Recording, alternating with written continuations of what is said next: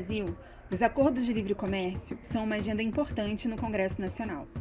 Em particular, no caso do acordo entre União Europeia e Mercosul, os atuais candidatos à Câmara Federal e à Presidência da República poderão ser chamados a se pronunciarem a favor ou contra esse acordo.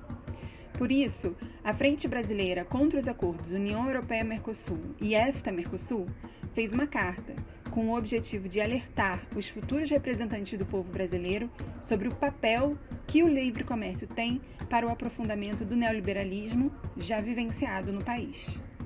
Comércio e finanças têm sido usados pelo governo brasileiro e seus apoiadores como meios para justificar uma inserção subordinada do país na economia global. A estratégia de participação nas cadeias globais de valor, como fornecedor de matérias-primas e minerais, tem levado ao aumento da exploração mineira e à ampliação das monoculturas do agronegócio para exportação.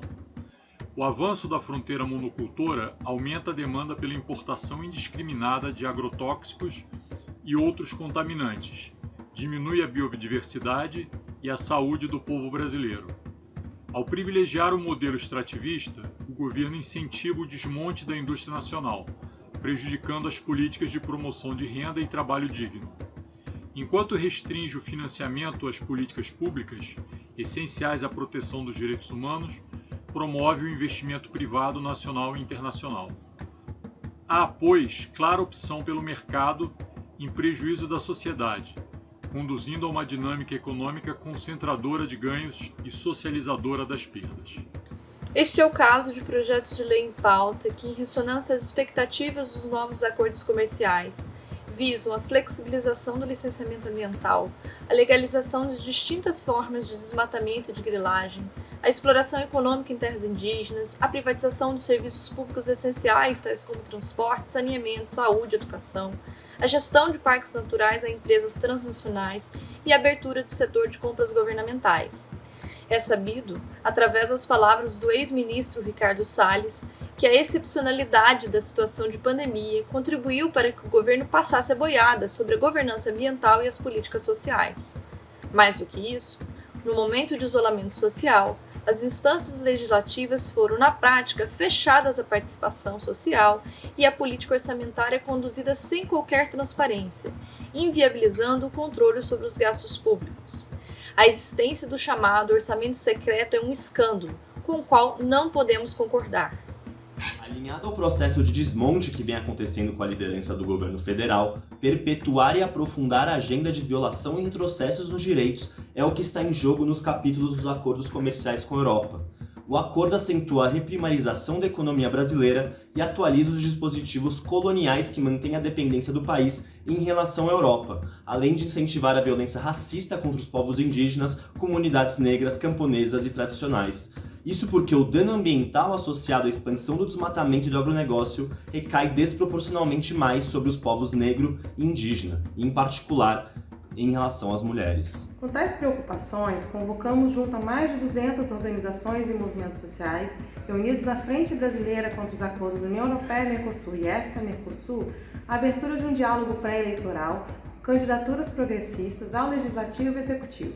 O nosso objetivo é contribuir para a formulação de plataformas partidárias que devem se posicionar sobre esses acordos e vale recordar que, no caso brasileiro, o processo de ratificação de acordos internacionais ele deve passar por discussão no Congresso Nacional durante a sua fase de ratificação, embora a política externa seja prerrogativa da Presidência da República e do Ministério das Relações Exteriores. É nosso entendimento que a penetração da agenda internacional no campo da política doméstica e particularmente o seu efeito sobre os direitos demanda uma participação cada vez maior dos representantes do povo nas pautas internacionais. E como na política pública, a agenda comercial também deve ser submetida ao debate com a população e às regras de transparência, de modo que o poder corporativo não seja o único a se pronunciar sobre temas pertinentes.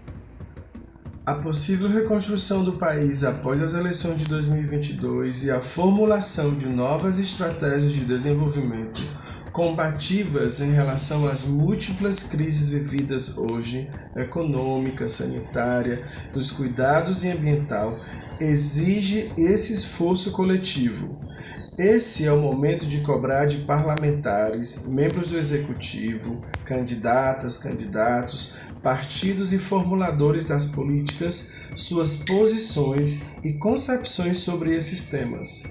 No mundo em que vivemos, não é mais possível separar as discussões da política internacional dos interesses domésticos e do seu impacto na vida cotidiana da população, povos indígenas, comunidades tradicionais e camponesas nos seus distintos territórios e territorialidades. Por isso, é necessário democratizar a política externa e mobilizar o maior número de atores da sociedade civil brasileira possível para debatê-la.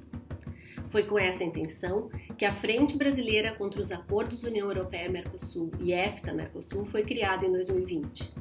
E é também com esse propósito que queremos, em 2022, reforçar o diálogo com os atuais mandatos e as futuras candidaturas parlamentares e ao Executivo, denunciando o desenho de inserção internacional neocolonial proposto para os países do Mercosul e apresentando propostas alternativas de integração entre os povos, onde as relações comerciais respeitem os direitos humanos e o meio ambiente e sejam construídas para atender às necessidades dos povos e não do capital transnacional.